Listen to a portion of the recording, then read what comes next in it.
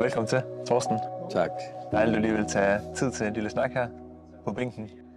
Vi sidder ude i halvt i naturen, halvt i byen, her ved Diakonissestiftelsen, i nogle dejlige omgivelser.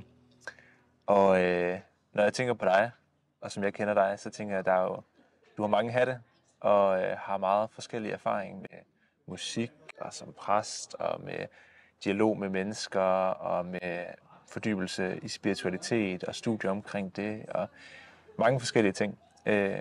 Så der er meget, vi kunne snakke om. Men jeg synes, i dag kunne det være sjovt at prøve at fokusere ind på naturen, og snakke omkring naturen, det ved jeg betyder meget for dig. Men først, til dem, der ikke lige kender dig, vil du lige hurtigt bare lige sætte et ord på, hvem du er. Ja, jeg hedder Torsten Borby Nielsen. Jeg bor i Brønshøj, men er opvokset på Bornholm. Jeg bor i Brønshøj sammen med min kone Helene og vores plejedatter og vores au pair fra Filippinerne. Så er jeg optaget af mennesker, det at dele tanker, dele de ting, der sker i ens liv, processer og vækst, kan man sige. Hvordan kan jeg måske være en medvandrer for mennesker og hjælpe med, at der bliver mere liv i, at der er ting, der åbner sig i menneskers liv. Det er det, jeg meget gerne vil, og der oplever jeg at være meget midt i det, som jeg gerne vil, og som jeg synes giver dyb mening. Og hvor det med spiritualitet og Gud, og de ting, jeg ligesom er uddannet med musik og teologi og sådan, går op i en højere enhed. Så jeg føler mig meget privilegeret. Jamen, skal vi ikke bare starte lige sådan fra toppen og høre, hvad betyder naturen for dig personligt?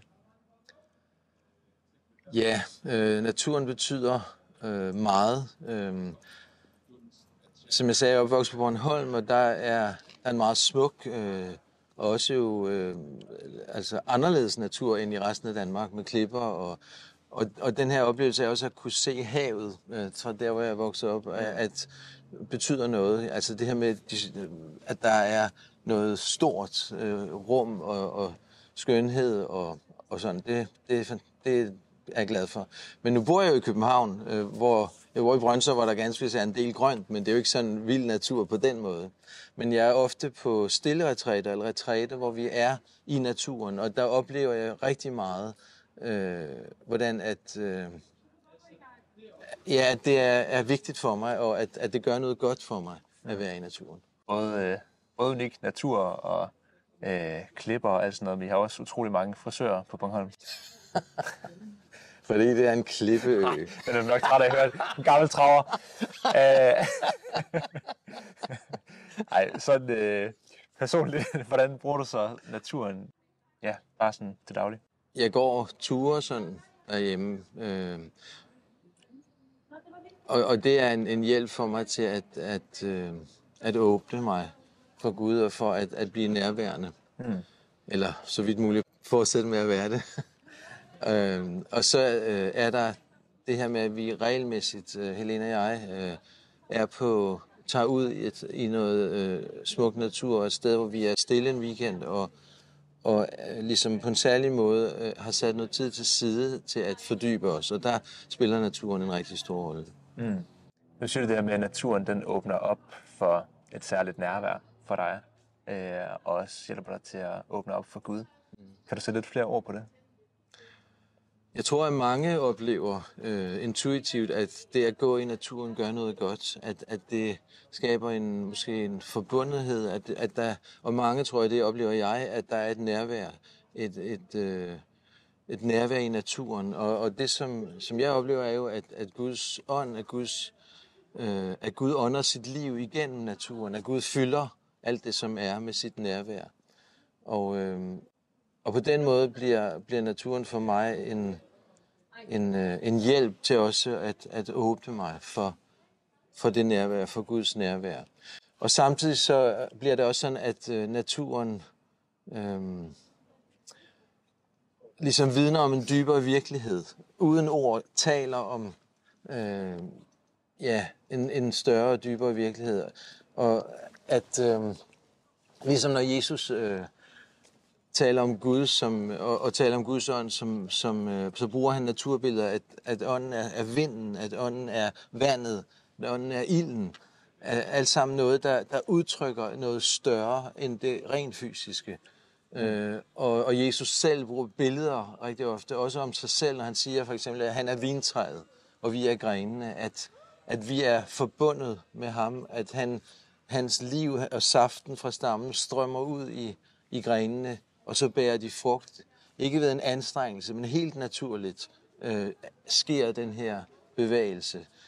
Eller han taler om sig selv som hvedekornet, som falder i jorden og dør, ligesom hvedekornet gør, og så bliver der mange folk, der bliver liv til mange. At sådan, når han dør og opstår, så bringer det liv til mange. Og det er også vidner om den her, skal vi sige, bevægelse i vores liv generelt, altså som er, at der er dødsprocesser, som bringer liv, at der er noget, der må dø, der er noget, der har sin tid måske, men som må dø, eller der er noget, der hindrer livet, som må lægges i jorden, for at nyt liv kan bryde frem. Så på de her forskellige måder taler naturen. Og så kan man sige, at selve det, som naturens rytmer, med årstiderne, med dvale i vinterperioden, hvor alt virker helt goldt og nærmest dødt, og bevægelsen mod ligesom opstandelse i foråret, hvor alting bryder frem igen på ny, og vækstperioden, og så høstperioden. Altså, at også i det er et spejl på vores liv, at vi går igennem forskellige livsfaser, hvor vi indimellem kan føle os i en ørken måske, hvor der ikke er noget liv, hvor alting virker, nu er det endegyldigt forbi. Men vi ved så fra naturen, at det er en naturlig del af vores liv, at der er et dvaleperiode, hvor vi ikke bærer frugt, hvor der ikke sker noget specielt, men som er en forberedelse til nyt liv. At opstandelsens liv ligger der som en del af virkeligheden. Og vækst og høst er også naturlige dele af det. Så på den måde, at naturen lærer os igennem sin cyklus og igennem de processer, der sker, noget om en dybere virkelighed, som også er en del af vores virkelighed. Ja, så man kan sige, at du oplever sådan en form for forbundethed, og det her med nærmest identificere dig selv og de processer i dit liv med naturens processer og det, der sker i naturen. At der er sådan en identifikation, der taler til din egen virkelighed. Ja, i høj grad. Vi er jo også selv natur, kan man sige. Vi er jo ikke i den forstand adskilt fra naturen, at bare noget, vi kigger på eller går rundt i. Vi er selv natur, og derfor så også som forbundet som stor organisme, er i hvert fald sådan, jeg tænker, vi er skabt til. Også selvom vi som bymennesker måske kan nogle gange leve lidt ude af trit med den virkelighed, så er vores egentlige, sådan, den måde, vi er skabt på, er jo at være en del af en stor organisme, og også at vi er kaldet til at ikke til at forbruge naturen, eller have en forbrugertilgang til naturen, men at være mere, skal vi sige, som gartner måske, eller som nogen, der er med til, at naturen må trives og vokse og bære frugt og folde sig ud i hele sin skønhed. Så vi er jo en del af det, og det, også at det nærvær, som jeg oplever i naturen, Guds nærvær, det er jo også en virkelighed i mig som natur, at Guds nærvær fylder også mig, at jeg ikke lever af mig selv, at jeg ikke ligesom, så at sige, beslutter mig for at trække vejret, og så gør jeg det, men at livet, at åndedrættet bliver givet mig fra hvert øjeblik til hvert øjeblik. At Gud som skaber ikke bare har skabt verden, og så ligesom trukket sig tilbage som en urmager, der laver et ur, og så sætter mekanismen i gang, og så kører det ellers. Men at Gud er i alting, at Gud fylder alting med sit nærvær, at alting er i Gud, og at Gud ligesom ikke hele tiden er i gang med at skabe. Skabelsen er ikke sådan noget, der skete en gang, og så var det overstået, men Gud er hele tiden i gang med at forny, skabe på nyt i alt det, der sker, i alle processerne, er Gud til stede, som det udtrykkes stadig i Nytestamentet, at det er i Gud, vi lever og bevæger os, og at alting bevæger sig og lever i Gud, at Gud fylder alting. Man taler om sådan mere, hvad skal man sige, filosofisk-teologisk, nogen taler om panteisme, altså det er det, at alting er Gud, og Gud er alting, at der er en lighedstegn mellem alting og Gud, og det er ikke det, jeg tænker på. Det er ikke det, som er den kristne tilgang. Det er mere, at det, man kunne kalde panenteisme, at Gud er i alt. At alt er i Gud. Samtidig med, at Gud er større og har skabt alting, så er Gud også hjertet, der giver liv til alting. Livgiveren, som gennemstrømmer alting, fornyer alting. Opstandelseskraften, der giver alting nyt liv hele tiden. Det er måske en meget fin skelnen lige at få på plads der med de begreber. Jeg tænker sådan overordnet, at der er rigtig mange mennesker, også dem, der kommer til at høre det her, der godt kan identificere med det her med, at naturen giver en form for ro. Naturen, den skaber noget ned med skuldrene og pusten ud, og der er noget skønhed i at beskue naturen og være i naturen og sådan nogle ting. Og jeg tænker også, der er mange, der kan identificere med det her med de processer og det, som de forskellige sæsoner, at noget ligesom dør i nogle perioder af livet, noget det bliver givet væk, eller bliver lagt i jorden på en eller anden måde, for noget nyt kan opstå til forår og til sommer, og nogle frugter, der skal høstes, og de ting, som du taler om, at der kan bygges bro til ens eget liv. Og så taler du om den her bro over til, at Guds ånde og Guds skaberkraft og Guds nærvær bliver åbenbaret for dig i naturen. Hvordan opstår den bro til det, eller den fortolkning eller erfaring af det? For mig er det også, for det første er det forbundet med mit åndedræt. Altså det at simpelthen blive opmærksom på, at jeg trækker vejret. At selve mit hjertes slag bliver en påmindelse om Guds nærvær, om Guds åndedræt, der fylder mig og fylder hele naturen. Så det kan gå begge veje. Det kan komme ligesom inde fra hjertet, og det minder mig om, at Gud fylder alting. Eller omvendt, at jeg oplever, at Guds nærvær er i alting. Og det minder mig om, at Guds kærlighed også fylder mit hjerte. Men udover det, så vil jeg sige, eller det er så forbundet med det, så er det meget i forhold til mine sanser. Altså at prøve at være til stede i naturen, at sanse lugtene, at lydene, fuglene, stilheden, kan man sige også. Måske smage på et blad, føle på barken på et træ, kramme et træ osv. Altså hele den her oplevelse af, at dine sanser åbner sig, og at naturens mangfoldige indtryk får lov at bundfælde sig og trænge ind. Og du oplever, at du er i live, så at sige. Ikke? Altså hele den med sanserne åbner for mig, for hjertet, og for at jeg bliver vågen, vil jeg sige. Fordi jeg tror ofte, det kan jeg vel sige for mig selv, men jeg tror mange af os kan gå rundt i sådan en nærmest ikke bevidstløst, men alligevel ved altså ikke vågen tilstand på en måde. At vi bare er så optaget af vores tanker, af det, der sker, at vi slet ikke sanser den større virkelighed uden for os. Og der kan naturen hjælpe os til at åbne og være til stede, at vågne op og være opmærksom til stede i det nu, som hele tiden bliver givet os. Så det er den ene ting, altså sanserne. Og så det at prøve at lytte, prøve at se, altså prøve at, hvad er det, Guds ånd hvisker til mig, hvad er det naturen lige nu, uden ord, måske kan lære mig, kan tale ind i min situation. Netop, det kan være i forhold til den livsfase, jeg er i. Det kan være i forhold til den udfordring, jeg lige står i nu, eller den mulighed, jeg står med, at igennem det, vi har snakket om, rytmerne og så videre, men også måske igen mere specifikke ting, jeg pludselig ser i naturen, som kan på en eller anden måde blive et tegn til mig, eller noget, der på en eller anden måde taler til mig ind i min situation. Er der nogle konkrete oplevelser, du har haft i forhold til de her ting, som du kan huske? Altså, jeg har flere gange oplevet, at som jeg går og prøver at ligesom åbne mine sanser, at der kommer nogle ord til mig. Altså, det har for eksempel været begyndelsen til en sang. Det er meget almindeligt, og hvor jeg oplever, at naturens, altså billedligt af naturen på en eller anden måde, det er jo utrolig almindeligt jo i poesi og i sange, at naturen er en del af det, altså naturens billeder, ikke? Så på den måde er det jo helt almindeligt, sådan set. Men jeg oplever bare, at der så kan komme ligesom nogle ord til mig, som bare former sig, som er måske en sætning til starten til en sang eller noget. Men det kan også være, at jeg ser noget, som på en eller anden måde bliver et vidnesbyrd om liv, altså en gammel træ, som er helt udtørret. Men så alligevel så ser jeg, at der springer en lille frisk helt spæd et blad eller en kvist frem af træet, og det bliver en enormt håbstegn i forhold til for mig. Så sådan nogle konkrete ting kan det også være.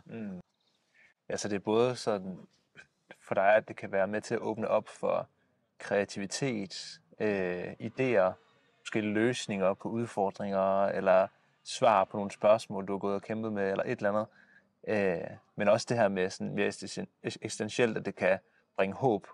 Ja, og der tænker jeg jo, at der oplever jeg hele, altså den her stadige bevægelse fra at dø sådan set i efteråret, at alting dør og ligger i dvale, og så opstår på ny til nyt liv.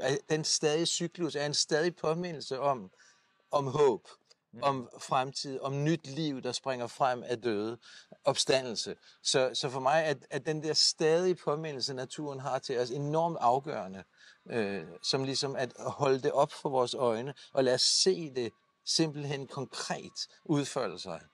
Vil du sige, ud fra de ting, vi har snakket om her, man ligesom kan måske sige, at naturen det er Guds andet kirkerum? Ja, i høj grad. Altså naturens katedral taler man om. Eller man igennem historien og sådan, har man snakket om, at der er 2 store bøger, at Gud åbenbarer sig igennem. Taler man om den kristne tradition. Det ene er Bibelen, det andet er naturens bog. At salmer, ligesom op al den ting, som Gud har gjort, er ligesom en meditation over naturen, og hvordan naturen vidner om Gud uden ord. Hvordan Gud åbenbarer sig igennem naturen. Så det er helt klart en meget, meget afgørende ting, at naturen er ligesom en bog, du kan læse eller meditere over. En bog uden sådan bogstaver og ord, men på i et andet sprog, kan man sige, der åbenbarer Gud.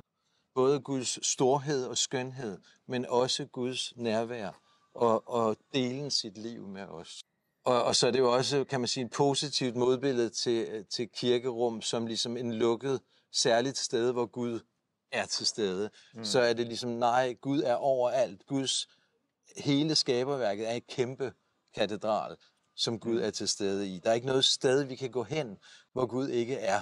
Gud er overalt og i alt og gennem alt. Så det er på den måde helt oplagt at tale om naturen som Guds store katedral.